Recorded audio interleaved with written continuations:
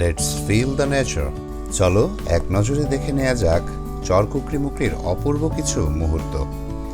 এই ছোট জীবনে পথ চলতে চলতে কতই না ভ্রমণ করেছি, তবুও কিছু ভ্রমণ হৃদয় গহীনে গেঁথে যায় চিরকালের জন্য। এবারের চরকুকরিমুকরি ভ্রমণটা ছিল তেমন অনন্য এক অনুভূতির। বঙ্গোপসাগরের কোল ঘেঁষে বাংলাদেশের দক্ষিণ পূর্বে বিস্তীর্ণ সে এক সবুজের রাজ্য। যান্ত্রিকতার বাইরে নিঃশব্দে 2 দিন আর 3টি রাত, আষাঢ়ে বৃষ্টি ভেজা ভোর, পাখিদের কলকাকলি আর বেখেয়ালি দুরন্ত বাতাসে নাচতে থাকা গাছের পাতা আর ম্যানগ্রোভ বনের বৈচিত্র্যের গল্প শোনা। এই চর শুধু একটি স্থান নয়, যেন প্রকৃতির এক নিঃশব্দ কাব্য। রোমাঞ্চ ও প্রশান্তির এক অপূর্ব মিশেল ছিল এবারের ভ্রমণে। চলো তোমাদেরকেও সাথে নিয়ে যাই সেই সব মুহূর্তে। এখানে সময় খানিকের জন্য থেমে যায় আর মন হারিয়ে যায় চরকুকরিমুকরির নিস্তব্ধ নিশ্চুপ বিমোহিত সৌন্দর্যে। বন্ধুরা, স্বাগতম জানাচ্ছি আমার চরকুকরিমুকরি ভ্রমণের 4র্থ পর্বে। মূলত আমার চরকুকরিমুকরি ভ্রমণের ধারাবাহিক পর্বের এটাই শেষ পর্ব। আপনাদের সাথে আছি আমি আব্দুল্লাহ আল মামুন, আর আপনারা দেখছেন the words of Abdullah Al Mamun. আজ আমার চরকুকরিমুকরি ভ্রমণের 3য় দিন, অর্থাৎ শেষ দিন। আগামীকাল খুব সকালেই আমরা চরকুকরিমুকরি থেকে বরিশালের উদ্দেশ্যে রওনা দিব। আজ আমরা যাচ্ছি দেশের অন্যতম একটি লাইট হাউস দেখতে। দেশের যে কয়টি লাইট হাউস আছে তার মধ্যে এই লাইট হাউসটি অন্যতম। আমরা এখন দাঁড়িয়ে আছি বাংলাদেশ নৌ পরিবহন অধিদপ্তরের তত্ত্বাবধানে লাইট হাউস, যেটাকে বাংলায় বাতিঘর বলে, ও coastal radio station CRS Charkukrimukri Charfashion Bhola Barisal. এই বাতিঘর বাংলাদেশের কোস্টাল বেল্ট তথা উপকূলীয় অঞ্চলে লাইট হাউস বা বাতিঘর আছে, তার মধ্যে এটি অন্যতম। এই বাতিঘরের কাজ হচ্ছে সমুদ্রগামী জাহাজ, পণ্য পরিবহন জাহাজ, মাছ ধরা ট্রলার, এই ধরনের যত যাবতীয় পরিবহন জাহাজগুলো সমুদ্র দিয়ে চলাচল করে তাদের দিক নির্দেশনা প্রদান করে, তাদের রেডিও সিগন্যালগুলো এখানে পাঠায়। এখান থেকে সাগর খুব বেশি দূরে নয়, খুবই সন্নিকটে। এই বাতিঘরটা এতটাই উঁচু যে সাগর, গভীর সাগর থেকে এই বাতিঘরের লাইটটা দেখা যায় এবং সিগন্যালগুলো খুব সুন্দরভাবে দেখতে পারে সমুদ্রগামী জাহাজ। আজ আমি এই লাইট হাউসটি দেখতে এসেছি কারণ এর আগে আমি এত কাছ থেকে কখনো লাইট হাউস দেখিনি। যদিও এর ভিতরে ঢোকার জন্য আমাকে অনুমতি নিতে হয়েছে এখানের কর্তৃপক্ষের কাছ থেকে। চরকুকরিমুকরি যেদিন এসেছিলাম, লঞ্চঘাট ছিল এখান থেকে প্রায় 7 কিলোমিটার দূরে। ওখান থেকে এই বাতিঘরটি দেখা যাচ্ছিল স্পষ্টভাবেই। সেদিনই ভেবেছিলাম এখানে অবশ্যই ঘুরতে আসব এবং দেখব এর ভিতরে কি কি আছে। যখন বিদ্যুতের সমস্যা হয় বা সংকট দেখা দেয়, সেই বিদ্যুতের চাহিদা পূরণ করার জন্য এখানে রয়েছে বিশাল একটা সোলার প্ল্যান্ট, যেখান থেকে আপনার বিদ্যুৎ চাহিদা, সূর্যের আলো থেকে বিদ্যুৎ চাহিদা পূরণ করা হয় এবং যন্ত্রপাতি চালানোর জন্য বিদ্যুতের সঞ্চালন করা হয় এই সোলার প্ল্যান্ট থেকে। অনেক বিশাল একটা লাইট হাউস। ভোলা জেলার মহিষের দুধের তৈরি দইয়ের সুনাম আছে বেশ। মহিষের দুধের তৈরি দইগুলো খেতে দুর্দান্ত স্বাদ। আপনি যদি ভোলা জেলায় আসেন কখনো এরকম চরগুলোতে, তাহলে দেখতে পাবেন পুরো চর জুড়ে এরকম মহিষের পাল। এখানের চরের মানুষের জীবিকা নির্বাহের আরেকটি মাধ্যম হচ্ছে এই মহিষ পালন। প্রচুর পরিমাণ মহিষ পালন করে এই চরের মানুষেরা, এবং এই মহিষ থেকে উৎপাদিত দুধের তৈরি দই সারা দেশে ছড়িয়ে পড়ে। আমরা এখন দাঁড়িয়ে আছি চরকুকরিমুকরির বেড়িবাঁধের উপরে। এই যে বেড়িবাঁধটা দেখতেছেন, এইটা টোটাল পুরো চরকুকরিমুকরির কোস্টাল বেল্ট জুড়ে এভাবে সুন্দর করে বেড়িবাঁধ করা আছে। বেড়িবাঁধে চলতে চলতে একটা জায়গায় এসে চোখ আটকে গেল। আসলে পুরো রাস্তাটাই এরকম। এই যে দেখতে পাচ্ছেন দুই পাশে, রাস্তার দুপাশে সুন্দর করে বাবলা গাছ লাগানো। একটা সময় ছিল যখন ছোটবেলায় গ্রামে ঘুরতে যেতাম, তখন এই বাবলা গাছ প্রচুর দেখতে পেতাম। এখন বাবলা গাছ প্রায় বিলুপ্তির পথে, বাবলা গাছ নাই বললেই চলে। কিন্তু আপনি বাবলা গাছ দেখতে পাবেন যখন উপকূলীয় অঞ্চলে আসবেন, তখন বাবলা গাছ দেখা যায় এরকম কোস্টাল বেল্টে 2 রাস্তার পাশে বাবলা গাছ লাগানো। বন্ধুরা, এই বাবলা গাছের নিচে এসে একটা সুন্দর অনুভূতি হচ্ছে। অনুভূতিটা কি আমি একটু শেয়ার করি আপনাদের সাথে। এই বাবলা গাছের শাখা প্রশাখা, ডাল, পাতা, এর মধ্যে থেকে যখন বাতাস যায়, জোরে বাতাস যায়, তখন একটা সুন্দর মনোমুগ্ধকর একটা সুন্দর শব্দ পাওয়া যায়। এই শব্দটা আসলে আমি আপনাদের বলে বোঝাতে পারবো না। এটা টোটালটাই উপলব্ধি করার বিষয় এবং শোনার বিষয়। একটা নৈসর্গিক শান্তি পাচ্ছি এবং বাবলা গাছের ছায়া অত্যন্ত শীতল। আরেকটা যেটা ইনফরমেশন হচ্ছে, বাবলা গাছের শিকড় অত্যন্ত শক্ত হয়, যার কারণে বেড়িবাঁধ এরিয়াগুলোতে যেখানে বন্যা প্রবণতা বেশি সেইখানে বাবলা গাছগুলো বেশি লাগানো হয়, তাতে রাস্তার মাটিগুলো সুন্দর আঁকড়ে ধরে বাবলা গাছের শিকড়। বাবলা গাছের নিচ দিয়ে যাচ্ছি, খুব সুন্দর একটা প্রশান্তি অনুভব করছি। আর এর ছায়া খুবই শীতল, খুবই শীতল, খুব সুন্দর। আর বাবলা গাছে দেখেন কি সুন্দর ফুল ফুটেছে, হলুদ হলুদ ফুল, একেবারে ছোট ছোট ঝিরিঝিরি ফুলগুলো অসাধারণ।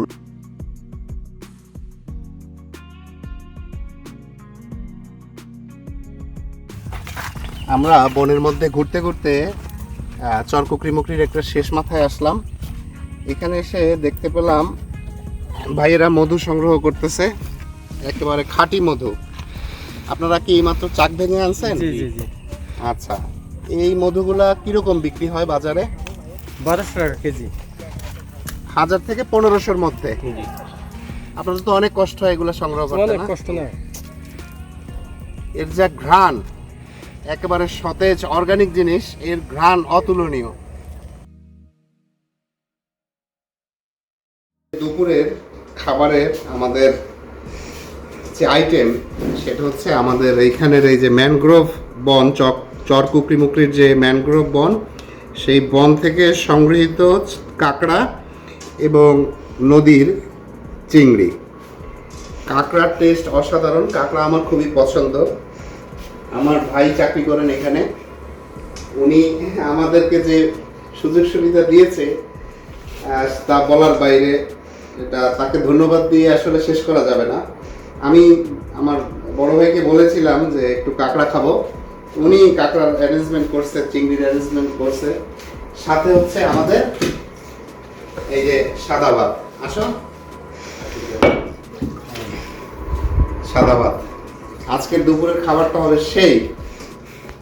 আমি প্রথমে খাবার শুরু করলাম হচ্ছে করলা ভাজি এবং সাদা ভাত, এরপরে আস্তে আস্তে হচ্ছে এই কাঁকড়ার দিকে যাব, তারপরে হচ্ছে এই চিংড়ি ভুনা।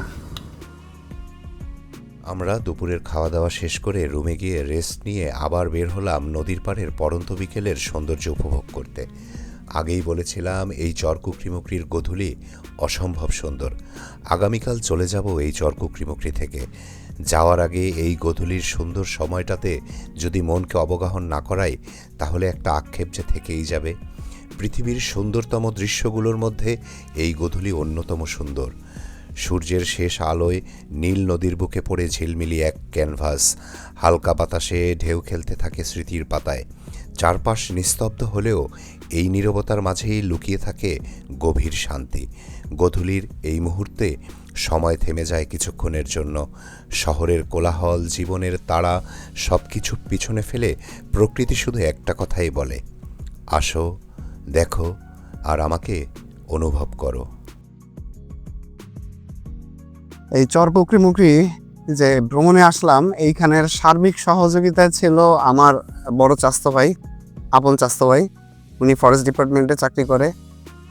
দাদার বদৌলতে এখানে এসে যে শান্তিমতো ঘুরতে পারলাম, যে ফ্যাসিলিটিসগুলো পেলাম, এগুলা আসলে ভাষায় প্রকাশ করার মতো না। ওনাকে ধন্যবাদ দিয়ে শেষ করা যাবে না। সাথে এই ভাইও ছিলেন, উনি ওনাদেরই কলিগ, আমাদের থাকা খাওয়ার ব্যবস্থা করেছে। যেখানে ঘুরেছি সেই ঘোরার যত যানবাহনের ব্যবস্থা সেগুলোও ওনারা করে দিয়েছে, এবং যে স্পটগুলোতে আমরা ঘুরেছি, আপনাদের জন্য ভিডিও করেছি, সেগুলা ওনরা না থাকলে হয়তো আপনাদের জন্য এগুলো তুলে আনতে পারতাম না। তো দুইজনকেই অসংখ্য ধন্যবাদ জানাচ্ছি। যদিও ধন্যবাদ দিয়ে আসলে শেষ করা যাবে না ওনাদের উপকারের যে বিষয়টা, তারপরেও অসংখ্য ধন্যবাদ দাদা।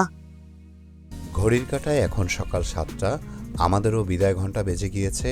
আর অল্প কিছু সময়ের মধ্যেই আমাদের ট্রলার ছেড়ে দিবে শশীভূষণ কচ্ছপিয়া ঘাটের দিকে। এখান থেকে ট্রলারে কচ্ছপিয়া ঘাটে যেতে মোটামুটি 1.5 ঘন্টার মতো সময় লাগবে, কারণ আজ খালে পানি কম থাকা একটু ঘুরে যেতে হবে আমাদের। বন্ধুরা, চলে যেতে হবে। 4 দিনের লম্বা সফর শেষ করে এখন কুকরিমুকরি থেকে ভোলা হয়ে বরিশালের দিকে রওনা দিলাম, বাসায় চলে যাব। নূর মোহাম্মদের যেতে নাহি দিব হয়, তবু জিতে দিতে হয়, তবু চলে যায়। এই কথাটা মনে পড়লো। আসলে যেতে ইচ্ছা করছে না, তারপরেও যেতে হবে, জীবনের ব্যস্ততা তো আছেই। আর ব্যস্ততার কারণেই ফিরে যাওয়া। আকাশের অবস্থাও খুব একটা ভালো না, প্রচুর মেঘ, বৃষ্টি হওয়ার ব্যাপক সম্ভাবনা আছে। আমরা এখন এই ছোট ট্রলারে করে পাড়ি দিব বড় নদী। ছোট নদীতে যেয়ে তারপর বড় নদী পাড়ি দিতে হবে। চিন্তা করতেছি আকাশের যে অবস্থা কি হয়, ঝড় বৃষ্টি হওয়ার সম্ভাবনা আছে। ওয়েদার ফরকাস্টে বলতেছে যে বৃষ্টি হওয়ার ব্যাপক সম্ভাবনা। বিদায় চরকুকরিমুকরি। বন্ধুরা, আমার এই চরকুকরিমুকরি ভ্রমণ সিরিজে চতুর্থ পর্ব পর্যন্ত যারা আমার সাথে ছিলেন সবাইকে জানাচ্ছি আন্তরিক ধন্যবাদ ও কৃতজ্ঞতা। বন্ধুরা, আরও 2 মিনিট আপনাদের কাছ থেকে আমি চেয়ে নিচ্ছি, আর একটু সময় আমার সাথে থাকুন, অনুরোধ রইল।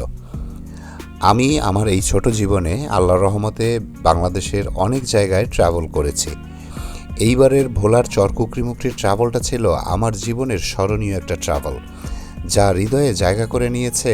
রীতিমতো আমি এই চরকুকরিমুকরির প্রাকৃতিক সৌন্দর্যের প্রেমে পড়ে গিয়েছি।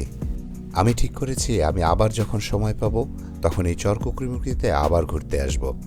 যারা প্রকৃতিপ্রেমী আছেন, যারা প্রকৃতি ভালোবাসে, প্রকৃতিতে ঘুরতে ভালোবাসেন, তারা এখানে চাইলে আসতে পারেন। নিঃসন্দেহে এই জায়গার প্রেমে আপনি পড়ে যাবেন, এইটুকু গ্যারান্টি আমি দিতে পারি। আমার 4 পর্বের চরকুকরিমুকরি ভ্রমণ ধারাবাহিকে আমি সব তথ্য দিয়ে দিয়েছি, কিভাবে আসবেন, থাকবেন, খাবেন এবং কিভাবে চলে যাবেন। চাইলে এই ধারাবাহিক পর্বগুলো দেখে আসতে পারেন, ভালো লাগবে। এই ভ্রমণ শুধুই একটা ভ্রমণ না, এটা হতে পারে আপনার আমার মনের খোরাক। মনের খোরাকের একমাত্র মেডিসিন হলো আল্লাহর সাথে সম্পর্ক আর প্রকৃতির মাঝে ভ্রমণ করা। বন্ধুরা, এর মধ্যে নদীতে ঝড় তুফান শুরু হয়ে গিয়েছে, সাথে বৃষ্টিও পড়ছে। আর বেশিক্ষণ হয়তোবা ট্রলারের উপরে দাঁড়িয়ে থাকতে পারবো না, যেতে হবে ভিতরে। শেষ করার আগে শুধু আপনাদের কাছে একটা অনুরোধ করছি, যারা ঘুরতে ভালোবাসেন, প্রকৃতির মাঝে ঘুরতে আসেন, তারা অবশ্যই চেষ্টা করবেন প্রকৃতিকে নিট অ্যান্ড ক্লিন রাখতে। অযাচিত ময়লা আবর্জনা প্রকৃতির মাঝে ফেলবেন না, নির্দিষ্ট স্থানে গিয়ে ময়লাগুলো ডিসপোজাল করুন। বন্ধুরা, যদি আমার ভিডিওগুলো, ট্রাভেল ব্লগগুলো আপনাদের ভালো লেগে থাকে তাহলে অবশ্যই আমাকে সাপোর্ট করুন। Like, follow, share, comment, subscribe করে পাশে থাকবেন। আমার কিন্তু একটা ইউটিউব চ্যানেলও আছে, এই একই নামে the words of Abdullah Al Mamun, এই নামে ইউটিউব চ্যানেলটি। চাইলে সেখান থেকেও ঘুরে আসতে পারেন। বন্ধুরা, অবশ্যই আপনাদের মতামত আমাকে কমেন্ট বক্সে জানাবেন এবং আমার ভিডিও নিয়ে আপনাদের যদি কোনো সাজেশন থাকে সেটাও আপনারা নির্দ্বিধায় বলে যাবেন।